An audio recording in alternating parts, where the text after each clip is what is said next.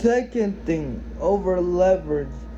Don't over leverage. And the main thing y'all probably know, no cash flow. Don't have no cash flow going into real estate. This is something I know with any business. Don't have no cash flow going into any business except I can only say YouTube that allows you to have no cash flow. Cause you don't need no cash these days to start a YouTube channel.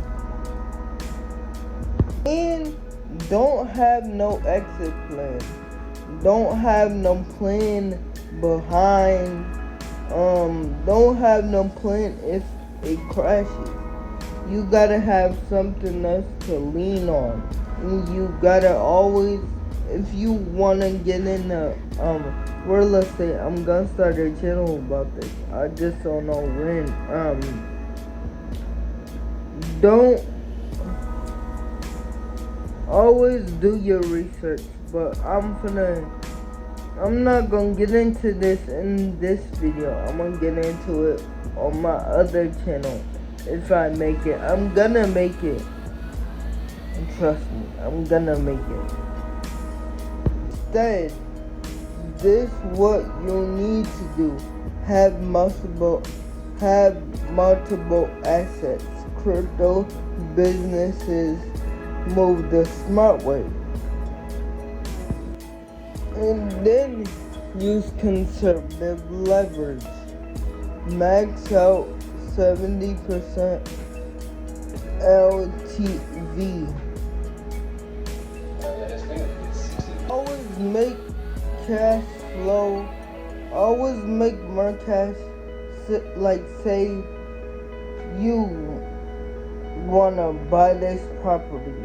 Okay, you have enough to buy it in your pocket, but always have way more than you bought it for, if you know what I mean. Always have way more than you bought it for, if you know what I mean. But yeah, if you have way more than you bought it for and you run into some issues with the house, you can pay that off. But yeah, let's get back into the video. Like if the rent didn't cover for some reason, things in that nature. Say like you have a problem with the house, you can cover that yourself. Say if it's so many reasons I can say why you need money in real estate to do real estate and a lot of research. The first phase is build the foundation, build cash, build saving ideas, build the property market,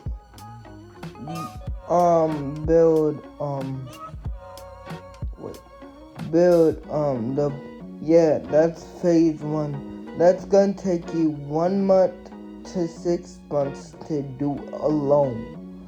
So I'm breaking it down for y'all, basically. Number 1, have some cash so you could write something off. Write like property you want off, so it could be yours, not yours and living in it, but real estate. And number 2, identify how much you need to save. Say if you buy a property in Texas or in Houston or in New York or in whatever, but you need to have an idea behind that. Number 3 will be define the property market. You want to buy the highest value in the property, like the land, like yeah, the land. We're not talking about the house, we're just talking about the land. So in phase 1, get the cash, find your saving identity, and number 3, find the market. Number 2, this is phase 2. It will take months 6 to 8. It will take like 6 months into 18 months. So let's say it should take you 18 months to do all of this. Just phase 2. Deploy the savings so you could buy the property. The money you will be able to write off on your taxes instead of you could deploy that money into Bitcoin instead.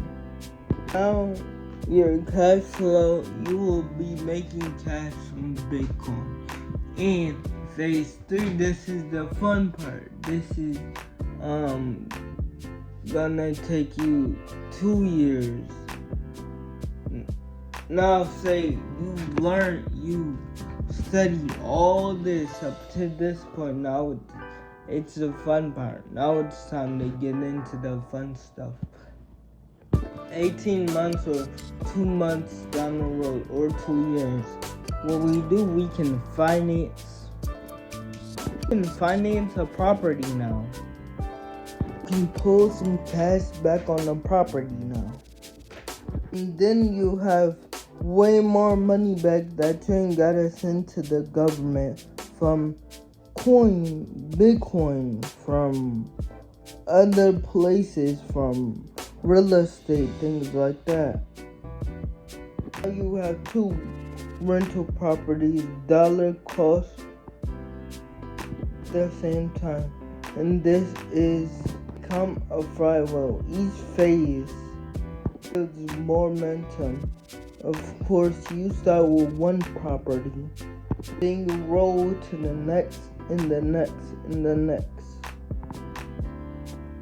But you can leverage Bitcoin to buy things that you want. You can use Bitcoin to buy like a house you want. Number 2, Bitcoin has no cash flow. True. But we can harvest this cash flow and leverage with debt. That's why we use real estate and Bitcoin together.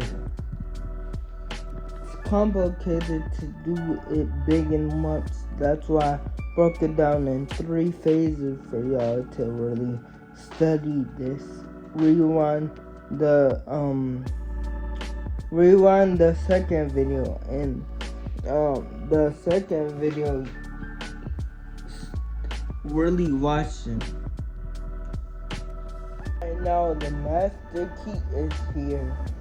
Here is combining both of these together. Combining Bitcoin and real estate together. What we're doing here is not combining both together. We're taking real estate and using $1 to help Bitcoin. We're taking Bitcoin to use real estate and so combine the dollars. So if you understand what I'm saying, we're taking real estate and combining $1 to use Bitcoin, and we're taking real estate and combining $1 to use Bitcoin. So one business working for the other business. So we want to use real estate as the foundation and the cash flow. So it gives you the leverage that we need. I went on all over that. Get the cash flow from it, the tax efficiency, that is a big one. Then you put that money to get more Bitcoin. Because Bitcoin going so fast, you have You have expo returns, get massive liquidity from the Bitcoin, and then you can put that back into real estate to write there. You take the income you get from taxes and you buy more Bitcoin, and then you keep doing that. So how you're gonna do this? Stop thinking like everybody else. Think like I say.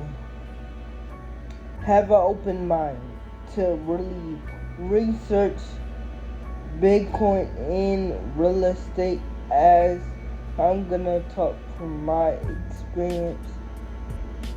I'm learning crypto and real estate. I'm gonna search that up and teach y'all it. So when I get it, I can say, oh, I get this. And then move on to real estate. Then search real estate up. Or you could do both by one time. But I'm just saying that's what I want to do. Do one by one, because I know how I learn. It's also up to how you learn too. If you could just study one hardest you can.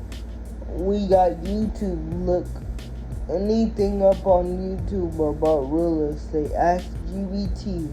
Ask same as crypto. Ask GBT. Ask like this. Why I made this channel, so you could expand your mind instead of watching them other silly YouTubers.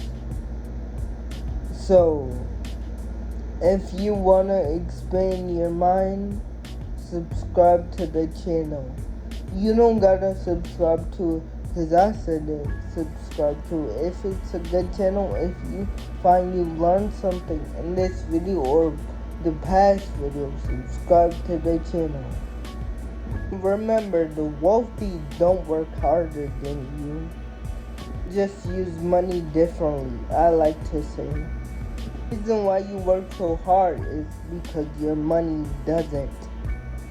And you should be doing one job, two jobs, third job. Don't have one job. Even if you have to go out and do a 9 to 5 with the pricing, please don't have one job nowadays. Like nowadays, I feel like they're forcing us to work harder and have multiple jobs. And like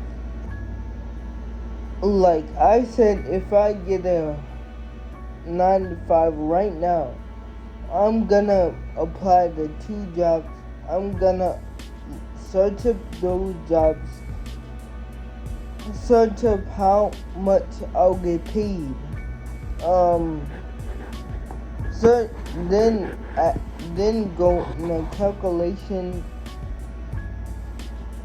How much? Say if you wanna buy a car, how much does that car cost? How much the taxes gonna cost on that car alone? Look up things like that and don't spend your money on foolishness. Save it so you could build up that. Say you wanna go get a house, you can get that. Say if you wanna go get that car, you can get that. Say if you wanna go get the biggest things, you wanna save your money, I say save your money for rainy days. Do stuff for rainy days. You gotta think. I think you gotta think smart now. You gotta save your money for rainy days. If that comes with sacrifice, please do it. If you struggle with life, get a 9 to 5. Or if you struggle, pray to the man above, cause he can help. He can come in handy. He always come through. And like I say, last thing, cause I ain't gonna talk y'all head off. I might as well make a channel about this.